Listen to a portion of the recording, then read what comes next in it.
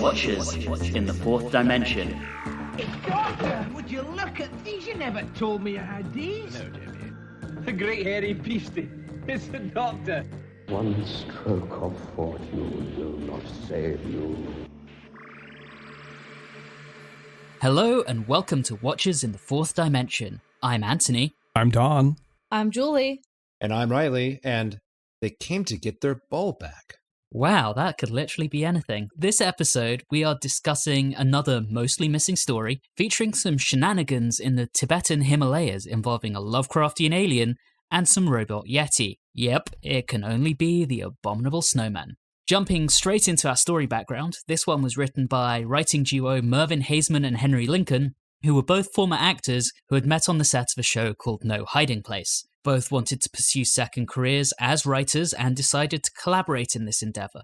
Lincoln was actually a friend of Patrick Troughton's, and following a chance meeting between the two, Troughton lamented to Lincoln about a lack of Earthbound stories. With that firmly in mind, our intrepid writing duo decided to develop a story based on modern myths that they could submit to the production office. It was Haseman who suggested using the Yeti, which producer Innes Lloyd absolutely loved, and he commissioned the two to write the story. Both Haseman and Lincoln would continue to have long careers after Doctor Who, but it was Lincoln who eventually reached infamy for being one of the co-authors of The Holy Blood and the Holy Grail, which was the book that inspired Dan Brown's The Da Vinci Code. Innes Lloyd saw this story as an opportunity to do a lot more location work, something he'd wanted to do for a while, and this resulted in the longest location shoot to date on the show, which was 6 consecutive days in Snowdonia National Park in North Wales.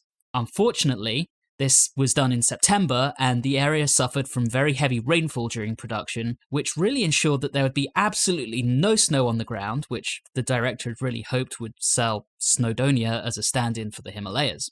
The ground was instead incredibly muddy and slippery, which caused a lot of problems for the actors, particularly those in the Yeti costumes, who had a habit of slipping and falling over and tumbling down hillsides.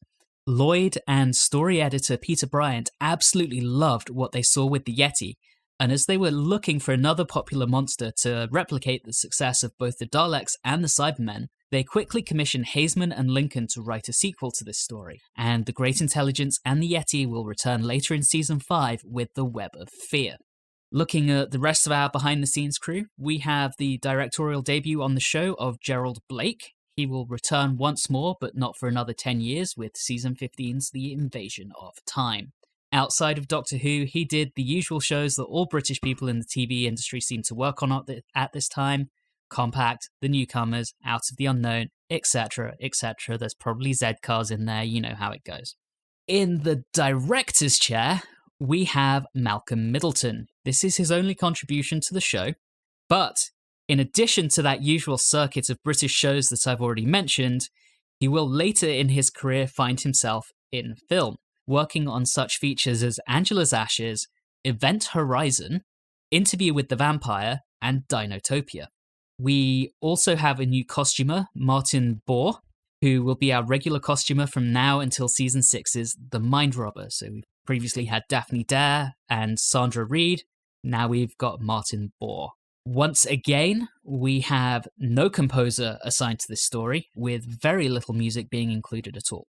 Anyway, that takes us to the end of our behind-the-scenes info, so we move on to our short summary, which is this time in the very capable hands of our very own Mr. Jonathan Smith. The Doctor and company visit a Tibetan monastery to return a bell the Doctor received from them in an unseen adventure, doubtlessly available from Big Finish. The monastery is under attack from Robot Yeti, controlled by an evil jello called the Great Intelligence, a name that one can only assume was given sarcastically, because this is a being that controls the minds of other creatures, including, one would imagine, the actual Yeti that exists in this story. But instead, opts for robot versions with an easily removable control ball in their chests. And he would have gotten away with it too, if it weren't for the meddling Doctor and his companions. Special Yeti design consultant, Sir Mix-a-Lot.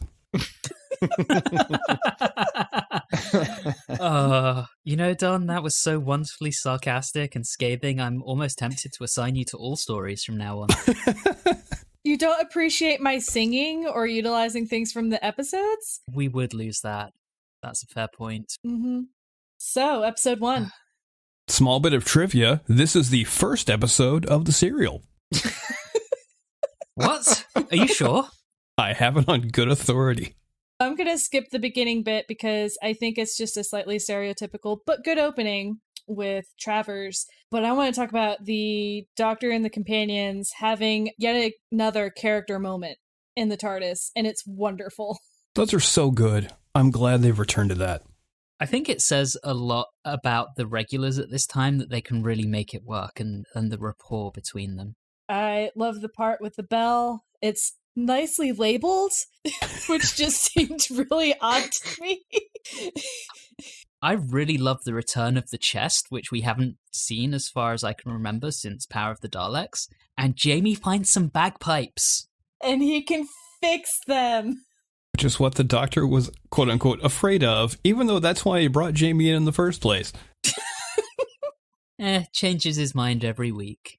I think it would be a beautiful thing to see, and I think he should fix them, and he can play with the recorder, and it will be great. We just need Victoria to do something with that bell, and we've got a little band going. And I love that the Doctor pulls out that big, giant fur coat, and he's like, ooh, this will be useful. I was about to bring that up, and in my notes I described it as iconic in all caps with a space between each letter. Like Instagram style. Let's talk about Victoria. She just starts messing with the TARDIS controls. What's with that? It's not that different from what the Doctor does, really. Yeah, that's true. But, you know, they've just landed. It felt like kind of risky business to me. She seems to be really trying to be very active in this serial as a whole. I mean, when you think about it, so many of the events that take place happen outside or happen to the characters, our TARDIS crew, I mean. And Victoria is the one that's the most progressive and most active person out there until we get to the episode 5. But until then, she's out of the TARDIS crew, the one that actually is trying to like stir things up and move the plot along. It feels like to me, at least. That's very true. She's not passive. She's not just waiting to be captured. Right. I mean, the Doctor spends, really doesn't do much in the first 2 episodes other than walk up to the monastery and then be in the jail cell. That's very true. Although, to be honest, you can break down a lot of these episodes like that. Yeah, it's a common thing. Oftentimes, in the beginning of episodes, our crew lands, they find some sort of society or civilization, and the first thing they do is get arrested by them. I do believe in this serial, there might be one episode where someone isn't imprisoned in some way. I think that's a big part of how stories operate. If you've got 6 episodes and you have to pad it out, you've got to add some character moments. So giving them a quiet moment in a jail cell to sit down and chat and build those characters is a fairly smart way of doing it. Think about it. Especially in a lot of these situations, it's usually like the monastery. It's by itself. All of a sudden, 3 strangers come out of nowhere and there's bad things going on. Yeah, it makes sense. Most of the time, it does fit the story that they would be arrested because they come out of nowhere when bad things are happening. Holding a dead man's rucksack. Yeah. Travers is quick to accuse. That's because Travers has lost his mind. He has a bit of a fixation on journalists, doesn't he? And that just makes sense because, that's your classic liberal lamestream media with their constant ridicule of Yeti believers. Fake news. Yeah, absolutely. Incidentally, Travers was played by Jack Watling, who was Debbie Watling's dad. Aww. I was just about to mention that, but you beat me to it. Sorry, Don. That's all right. Do you know how he got the job? By being an actor? Is there an actual story? I think she suggested him. She kind of went to the production team and said, you could give my dad a job if you want. And they met with him and kind of thought, okay, yeah, you could work for this role. So yeah, it was totally nepotism. I think in at least the first episode, I rather liked the fact that he was pretty unhinged. You could tell he'd been looking for Yeti for a long time. He's just had his partner that I don't think ever got a name killed, and he's just sort of losing it. But in all fairness, how hinged are you if you're out hunting for Yeti? By yourself, middle of nowhere. Yeah, makes sense. To all you cryptozoologists out there, that was Reilly that made that comment. Exactly. You can email me at don.smith@gmail.com. I guarantee that will go to someone. So anyway, I really like that they decided Jamie and Victoria needed to have a sibling type relationship. That's true. Yes. And I think it's really fun. I prefer that to like some sort of romance. Every once in a while, you see Jamie being a little bit protective, but it's never in such a way that he's hitting on Victoria. It's very much he just wants to be protective and he acts as if she's the little sister. It's quite different to the relationship between Ben and Polly, or even Polly and Jamie. Mm-hmm. And I agree, I like that a lot. Definitely refreshing. So speaking of a scene that they're in together, what was everyone's first impression of the Yeti once it appeared on screen? My thought was I now understand where the McDonald's marketing team from the 70s got their idea for Grimace. It's like if Grimace was a furry, isn't it? I don't know what Grimace is, because British. Oh, wow. How long have you been in wow. the States? Nearly 10 years.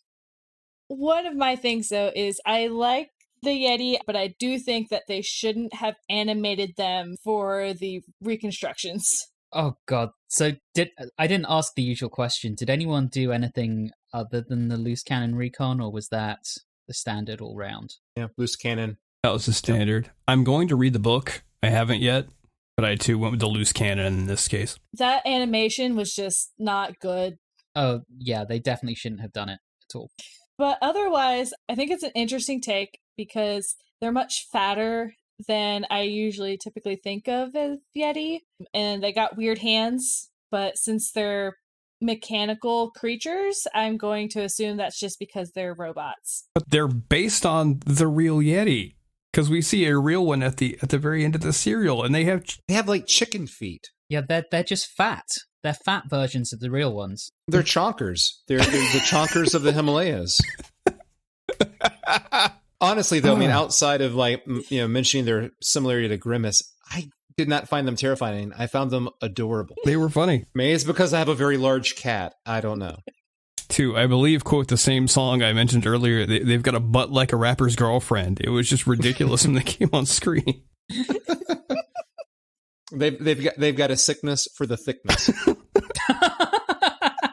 I mean, I have not seen a butt that big since the last time I went to Walmart. Wow. So the Doctor's been taken prisoner, and Jamie and Victoria are in a cave, and a Yeti is about to attack them, which brings us into episode 2. Yes. Yes. Yes. Which we right into on our segue. Let's talk about Jamie deliberately causing a cave-in to avoid the Yeti. I mean, he kind of got lucky in the end there, but that could have ended really badly. Had no other choice. I think his response was accurate. She was like, "You can't do that. We'll be buried alive." And he's like, "Well, that's only a maybe. If we don't do that, we're attacked." Yeah, so he just went with the odds. Yeah. What was he doing putting one of those spheres in his bag? Did he literally not learn from Victoria and the Cybermat the story before? He didn't see her do it. Yeah, he was separated. Fair point. So no, he did not. I just couldn't believe. I was like, we're watching this again? Come on, guys.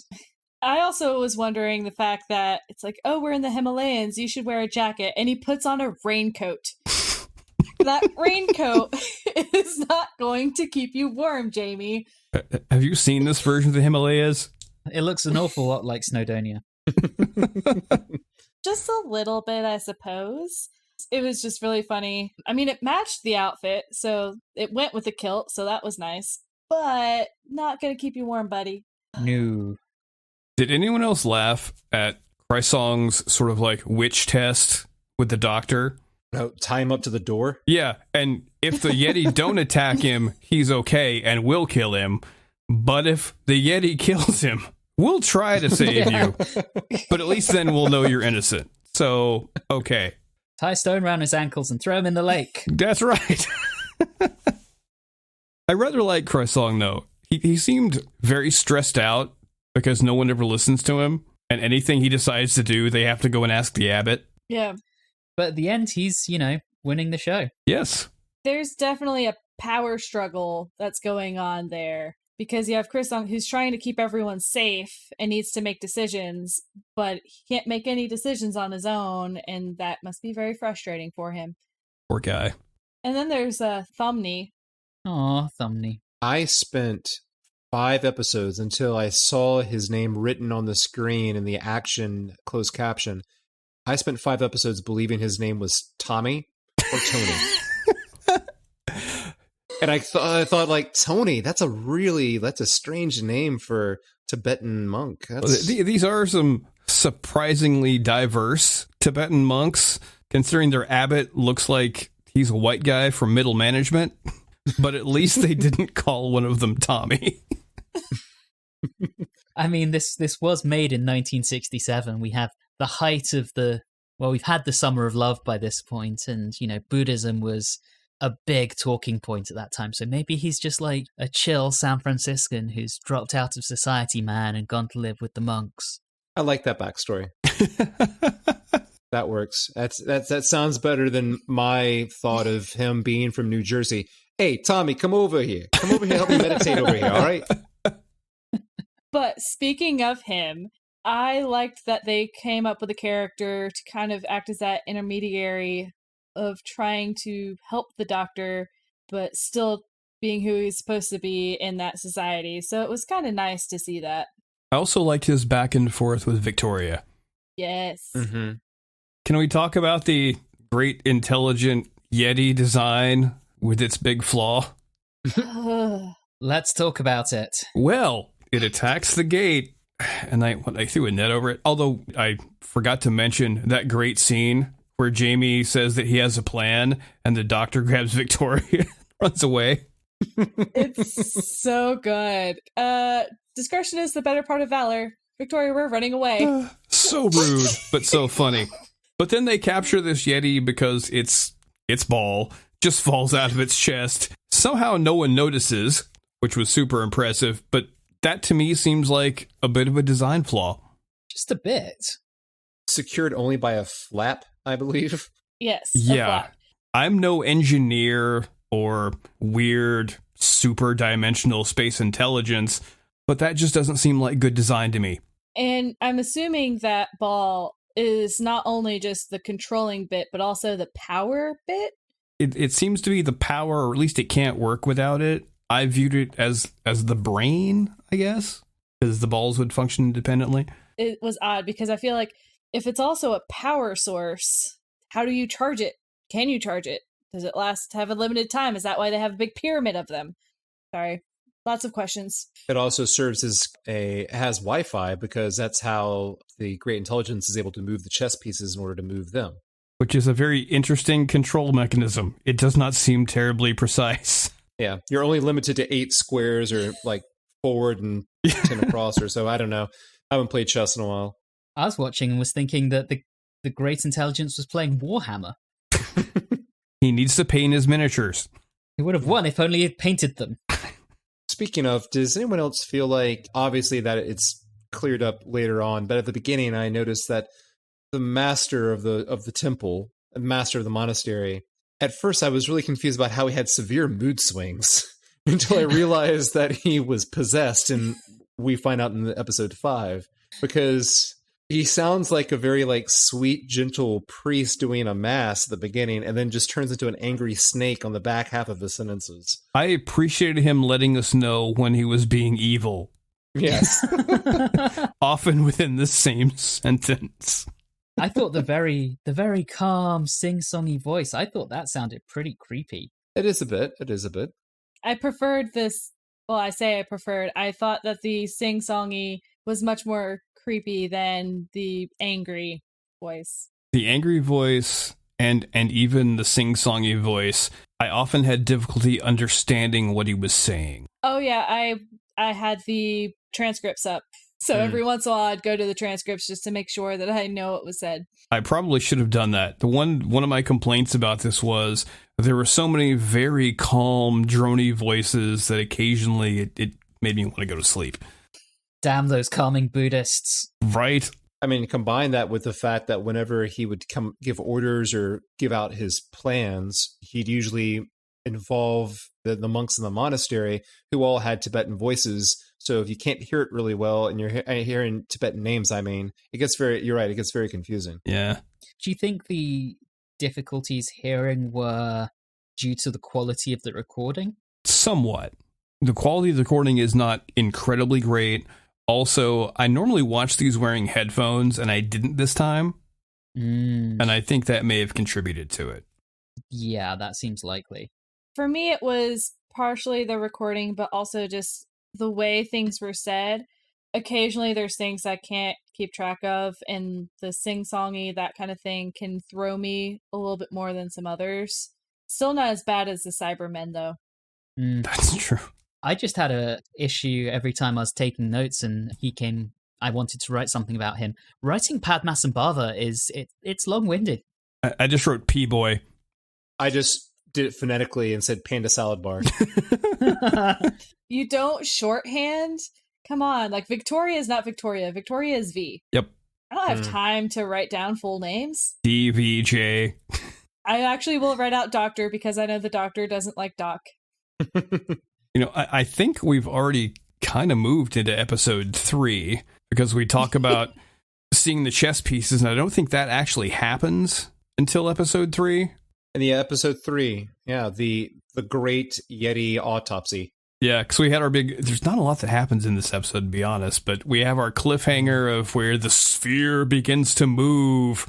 Spooky. And then that, well, I'm not quite sure whether it was a terrible resolution or not really a resolution at all, because there's a cliffhanger that wasn't exactly threatening. It's better than some other things that I've seen, so I'm okay with it. And Fair. It's not a cliffhanger that leaves you like, oh, someone's going to get hurt or anything. It's the cliffhanger of, what are these things? That's fair. There's different types of cliffhangers. But the thing that I really enjoyed was that Victoria was really the one who figured out that the metal ball was important. Just throwing that out there. That was Victoria. And we spend most of the episode just waiting for the ball to get back to the Yeti. There are some great things that were said, though. Some of the monks, like the harsh words are like sharpened arrows. Oh, yeah. Oh, there were some excellent lines that the monks had, and that's why I have so many marked. They were just have a way of speaking that is refreshing. You also get that very great line that Troughton delivered that Reilly used for his quote in the beginning of, they took their ball back. Very deadpan. That was awesome. One thing I don't quite get in this story is, even once it's become pretty obvious based on what we've seen of Padmasambhava and the abbot and a few of the other characters, that Travers isn't really involved in these weird goings on. The story doesn't quite let you shake that feeling that he might somehow be implicated. And I don't think it adds any suspense. For me, I was just thinking, why are they setting this up when he's so clearly not? It didn't make much sense to me. I didn't think that from a story perspective, the audience was supposed to suspect the Yeti. It was more that the monks were looking everywhere except within themselves for it. Oh, that makes sense. Because if you do look at it from that perspective of, hey, it still would be Travers, you're right. It doesn't follow through with that at all. It just leaves you feeling very disappointed.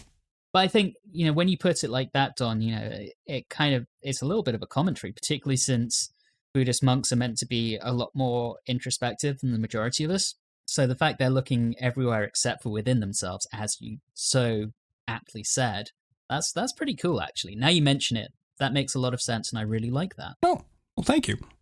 Well, it's also that interesting thing where you have that inner sanctum that no one's really allowed to go in. Mm-hmm. And yet that kind of fits how some monks may be, because like there's something very sacred about that inner sanctum. So they don't really question why they're not allowed in there.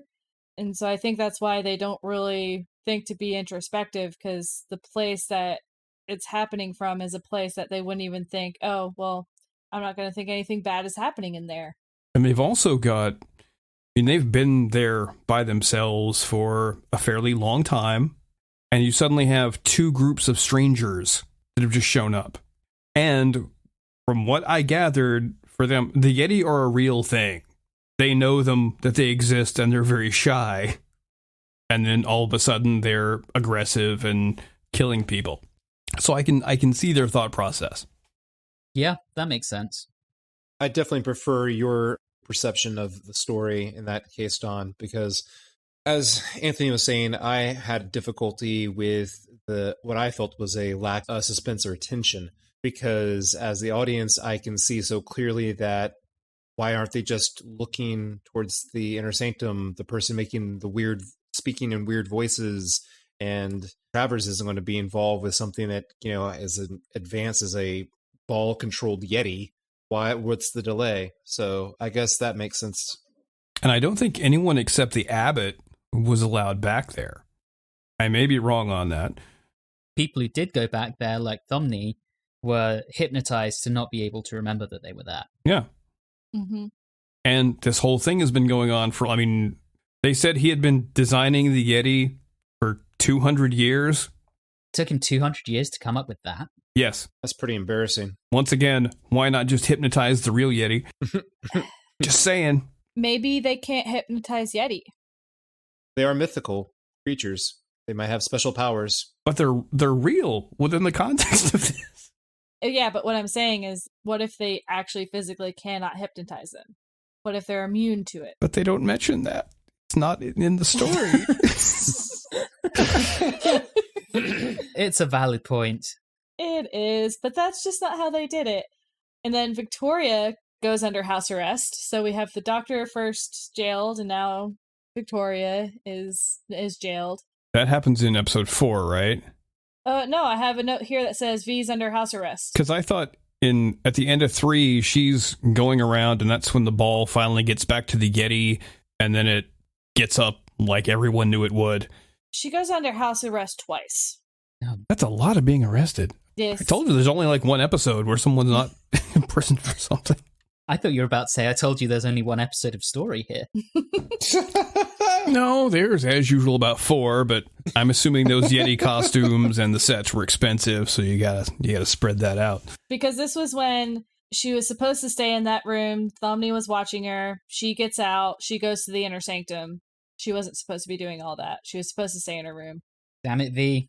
How dare you advance the plot? Don't you know we like long, drawn-out conversations with a guy that we can't see, pronouncing names that we can't really understand?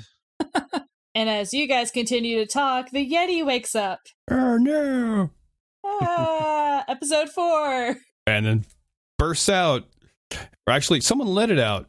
Thomni let it out. And then Chrysong gets mad at him because he let the Yeti that would have been killing a bunch of people out of the gate. Chrysong just, poor guy, like, he seems so out of his depth, but he at least does kind of admit it.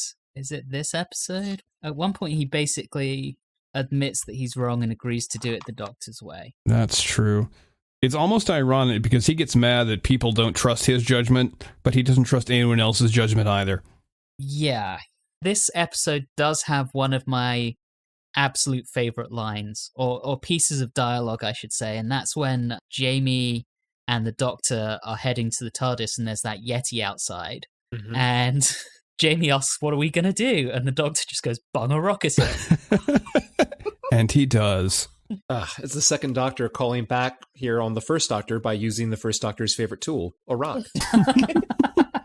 And it also just solidifies my love of the Doctor and Jamie together and the banter that they have and just how ridiculous they can be. It's wonderful. I could watch an entire 6-episode serial of them just standing at the TARDIS control, talking back and forth. That would have been a way to do Doctor Who on the cheap. I wonder why they didn't think of that. Bottle episode. Extreme bottle episode. Yeah, 6 episodes worth. So we've talked about Chrysong and his issues, but I have to mention another of the characters that we haven't mentioned yet. I think his name is Rinchin. He's the door guard with a bad mustache. Yep. He is terrible at his job because everyone either hypnotizes him, in the case of the abbot, or Victoria totally tricks him by acting like there was something wrong with her water, and he leaves without locking the door. Yeah, that would not fly these days. He is not meant for guard duty, all I'm saying. Well, and again, they're monks. They're not used to having to be this guarded because usually they live in peace with the Yeti. Maybe that wasn't his original job. But they have a warrior class. Well, maybe he transferred. Okay. Headcanon backstory accepted. We're trying our hardest with this, guys. I do want to throw in that the doctor used a screwdriver in this one. We're getting close. I will continue to point it out every time I see one. You're not going to have to do that much longer. Actually, a good thing to point out, because not only did he use a screwdriver, they were going back to the TARDIS for scanning equipment. If it was made today, it's just a sonic screwdriver. Yeah, that's true.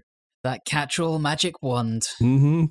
Just to get the plot moving. Oh, another question I have about these weird metal balls. Were they designed to go back to the Yeti that they were in?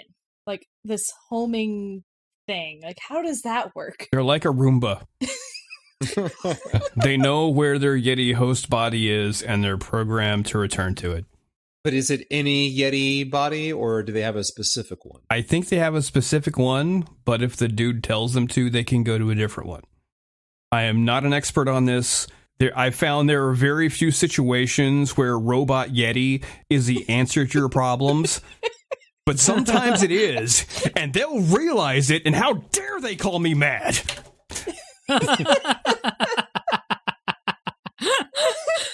Anyway, Travers is back to being a lunatic and babbling about the pyramid and the jello goop he saw. I really wish we could see that jello goop, that glutinous mass. Yeah. I just want to know how they realized that on screen. Did it actually look good, or did it look kind of terrible? I would like to imagine the blob. Yep, that's what I'd like to imagine. But I think it might not have been that good. That's why I'm imagining it. So I think we wrap up episode 4 when we finally get to meet Panda Salad Bar in person. Yes. Or Vicky does. We have an old guy in questionable latex makeup. That's funny because when I saw it, I was just really surprised by the Mickey Rourke cameo that they had there. Guy's got to get work somewhere. Apparently he found a time machine and went back to 1967 for work. Things have really got that bad for him. So, I mean, that's our cliffhanger, which it is, while it's not great makeup, I did find it disturbing and creepy and kind of spooky. So it had some effect. I'm sure it looked just fine when it was broadcast on an older TV. I'm just being a little bit snarky because you could see where it ended at his mouth. Yeah. I'm sure watching it on like a 10-inch TV in 1967 was a very different experience to watching it on a 55-inch flat screen. It would have totally worked.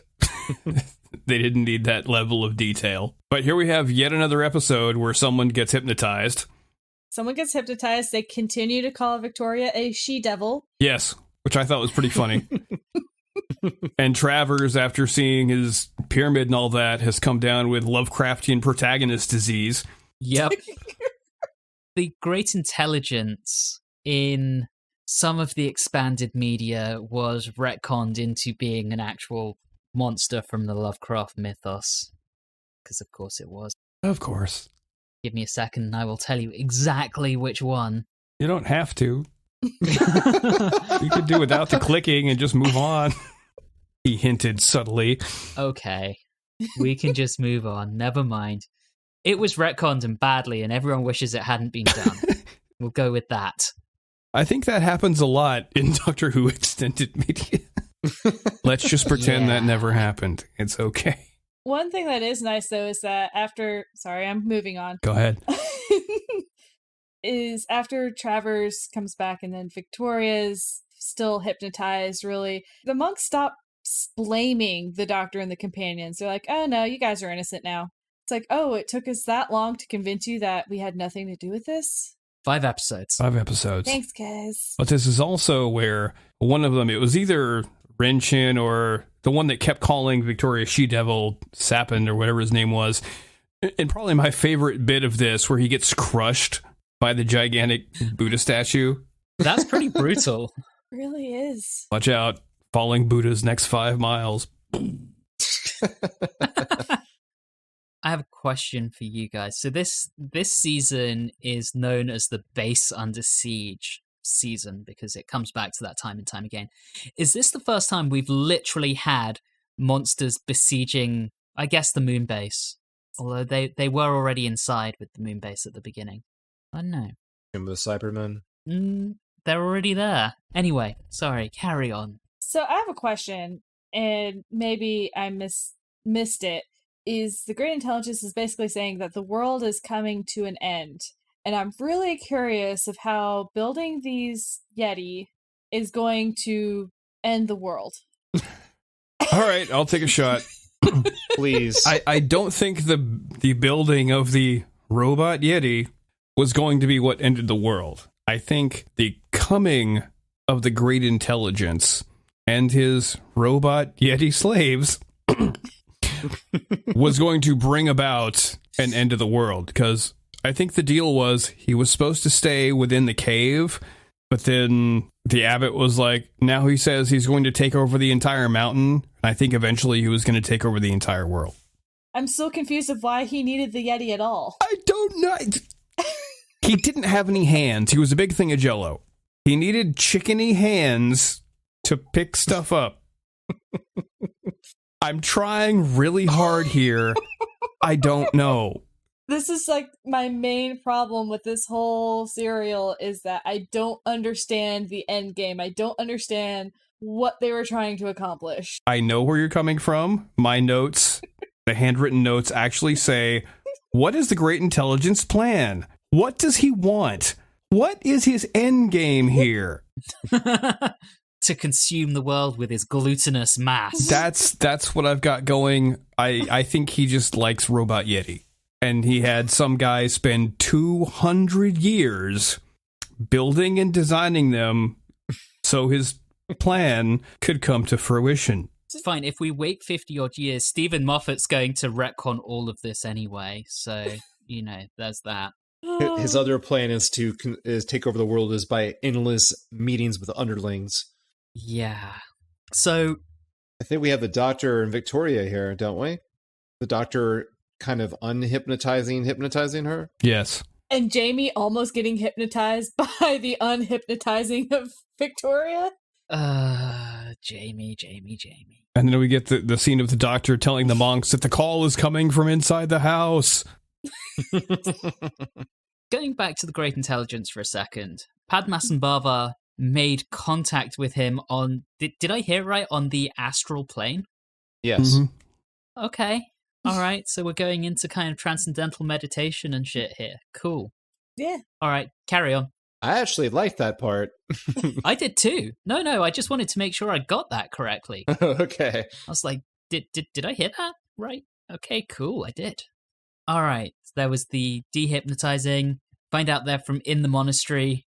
And then as Travers starts remembering what he saw in the cave, just as we conveniently see the substance oozing out onto the mountainside. Cliffhanger. It was also a very abrupt cliffhanger. It was. It felt like it shouldn't have ended there. These last two episodes are very abrupt. They are very quick. We develop our situation in the first episode. We get a little bit more of a continuation of the mystery in the second one. I don't know what the hell we're doing for the back half of 2 or 3 or 4. But in 5, once the Doctor figures out, we're already like racing to the door of the chamber. And we're like, all right, let's get this over with and let's go. It's just like the change of pace is just neck breaking. In the middle, we're waiting for a ball to roll to a Yeti. And I just love that we go to this point of just pondering, looking around, investigating caves, looking at this, scared of the Yeti attack. And then episode 6, the Doctor's just like, all right, you. All right, we're just going to burst through this damn door and just run in here. That's our plan. Our plan is to go in and break some stuff. Who's with me? Sounds about right. That is literally his plan. Which is kind of problematic because if only they would just, one of the monks would have said to the Doctor in maybe the first or second episode, The master of a monastery is making a lot of weird noises and voices. It's like, well, let's go and investigate this. Episode 2, boom. No, we don't. We wait until 6, and then that's our big, climactic scene. Episode 6. Episode 6. So Chrysong finally meets his end, and he's finally an absolute damned hero. Killed by his own weapon. Let me hold that for you. I'm cool. But it kind of leads into Songston being exposed, or the abbot being exposed. Yeah. What I'm really sad about is that we didn't get to see Jamie fighting. Yeah, he doesn't fight, does he? Well, we didn't get to see it. There was the control room battle scene where I spent most of it going, what's happening? What's going on? Why is the doctor staring at him so intently? I was like, it's a staring contest? What's going on? I would honestly watch an entire show of Jamie and Thumney just smashing stuff up. Absolute agents of destruction. Yeah, watch them tear everything apart, and then Jamie and the doctor go and chat some more. That's it. That's all I need. All you need, really. All you need is fighting. Da, da, da, da, da. I'm sad that we didn't get to see how they realized what I'm assuming was a model shot of the mountain covered in the goo that was the Great Intelligence. That felt very kind of Lovecraftian in concept. Yeah, I would like to see either how they realized it or if they animate this one, what that's going to look like. Well, rumor has it this is next for animation. Oh, wow. Oh. But not till sometime next year, so maybe we'll come back and do a little bonus episode once we've got that. Who knows? We'll see. So that's really quick for them to just tear everything apart and end everything. That didn't take very long. Well, it kind of cracked me up because they smash stuff up and Jamie's like, why are the Yeti still coming? And eventually he figures it out and smashes the right thing. A pyramid. Yes, the pyramid. Which you would have thought you would have attacked that earlier. Yeah, they knew about a pyramid before, so pyramids were very common, and it's a common theme in this whole thing, so yeah, you probably should have figured that out earlier. You do have two basic shapes here. You've got a sphere and you've got a pyramid. Go for it. But hey, Jamie saves the day. Yes, he does. And there are some things that happen there that I would really like to have seen. And firstly, that's Padmasambhava, when he's getting shot at, just holding out his hand and grabbing the bullets. Yeah. Yeah, that'd been pretty cool. I mean, that's very kind of... It's cliched in 2020, but in 1967, it was probably something fairly new on screen. And I also wish we could have seen the disintegration of Padmasambhava's body. Mm-hmm. Yes. I want to know how they did that. I don't want to see the mountain explode. Yeah. Yeah. And your boy, Ralpachan, is the one who bangs the gong to summon the monks back. I never said he was my boy. I've decided he's your boy. Your boy, Ralpachan. I think I get to decide who's my boy. I love how the monks were like, do you guys want to stick around for the rest of the get back? And they're like, no, we're going to go back. Nah. We're done. We've had enough, thanks. Even Travers, who you would think, now that the robot ones are gone, would be ready to continue his quest. Nope. Until he sees the real one. Yes. Yep. Yeah. There it is. Which the CGI loose cannon used was not particularly accurate because they just used the same model. Apparently, the way they were realized was the real ones were meant to be a lot skinnier. Like actual Yeti? Yeah, I guess all the bulk was from the machinery to keep them going. Okay. That's good to know. I like that. Did anyone catch that, at least in the, I don't know if this was how it was broadcast originally, but on the loose cannon reconstruction, at the very end, when Jamie is complaining about the cold and asks if they could go somewhere warmer next, do you notice that at the very end of the credits it says, Doctor Who will be back with Doctor Who and the Ice Warriors. Nice. I did not, but that's awesome. And we get the doctor playing the recorder some more because he loves his recorder. I mean, it's basically, aside from a few monks chanting, the only music we get in this entire story. Yeah, we didn't really touch upon it too much, but I think this story would have benefited from a little bit more music. I kind of get what they were doing. You know, they were trying to build up the atmosphere and having this being done on location and in kind of dark, dingy rooms in the monastery. I think it was meant to be atmospheric in the visuals, and sadly this one doesn't exist anymore, so that's taken away from us. And I think it's a similar problem almost to the Smugglers in that aspect, in that so much of what they were doing was in the visuals. Yeah, and I think, though, with or without the visuals, I think some of the pieces with the hypnotizing and some of that other piece would probably still benefit from some music. Yeah, absolutely. I know what you're saying, but all I'm hearing is they just didn't have money to get a composer. Or to just use the backlog of stock music. How about some Dalek music? Womp womp, womp womp, womp womp. Okay, so that takes us to the end of this story. With that, we move into our scores this time round. So we will start with Reilly. I really liked the premise of this serial. Tibetan spiritual leader gets possessed by evil entity on the astral plane, a mythical creature terrorizes, and tension builds within a group of people tucked away in a remote location. It just isn't executed well at all. The plot leans on the often used crutch by the show of having the doctor jailed immediately upon getting to the setting for the story, causing the momentum of the story to be hampered because the doctor is sidelined from the action. The engine of the story is the machinations of the Great Intelligence, but his plan, as we discussed, takes incredibly long to put into place, and it's confusing. In episode 5, when the Doctor begins to discover what is going on, the story then picks up its pace, but then heads into an incredibly quick conclusion. This indicates that the story was relying on suspense and mystery for its core, yet I didn't feel a sense of either. But hey, it's got fuzzy grimaces and creepy voice work, and that makes me happy. So I will give it 6 out of 10 chrome balls from the movie Phantasm. All right, I'm up next, and I don't know if you guys noticed, I've been pretty quiet by my standards this episode, and I think Don has used this to describe stories in the past. This one, I didn't hate it, I didn't love it, it's just kind of there for me. There are some kind of cool ideas, the Great Intelligence in particular. I mean, he comes back later this season and then again in Matt Smith's tenure, so there's clearly a hook there. I get what they were trying to do with the Yeti, but I think this one really does suffer from the fact that 5 out of the 6 episodes are missing, and so much of what I think was probably the tension relied on the visuals. Equally, it loses a few points for some of the more dumb parts of plotting, such as the worst jailer ever. So I'm going to give this one 5 mountains covered in Lovecraftian ooze out of 10. Don, you are next. You son of a bitch, you took my metric. Sorry.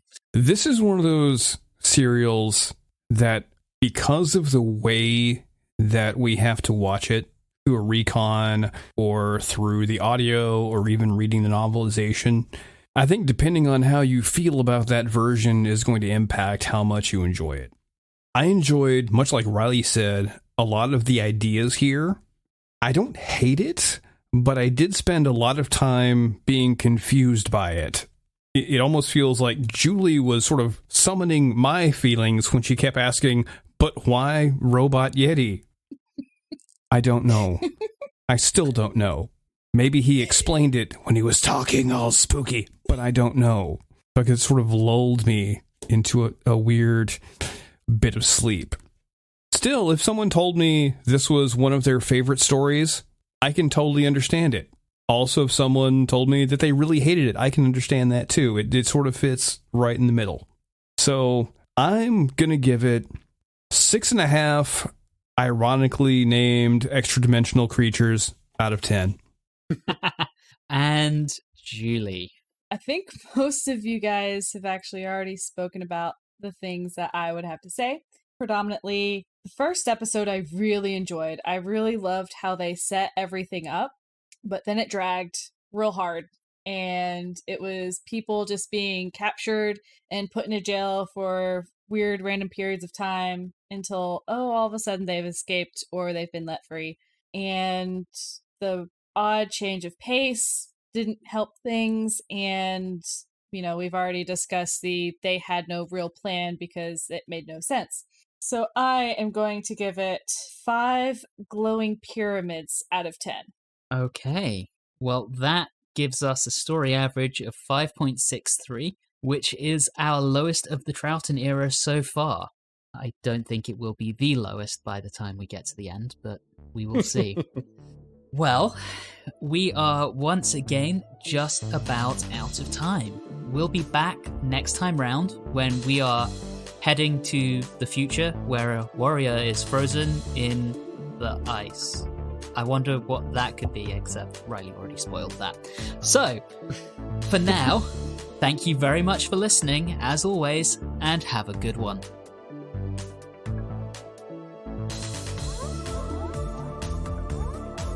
You have been listening to Watchers in the Fourth Dimension with Don Smith, Reilly Shrek, Julie Philippek, and myself, Anthony Williams. This episode, Chonkers of the Himalayas, was recorded on Wednesday the 23rd of September 2020. In the meantime, all of our previous episodes are available on your favourite podcasting app. You can also interact with us on Facebook, Instagram, and Twitter at Watchers4D. And, as a reminder, you can also email us at watchers4d@gmail.com. If you're enjoying the show, please do subscribe and leave us a review or rating on your favourite podcasting app. All three of those things really do help the show. And remember, the real Yeti aren't quite so thick.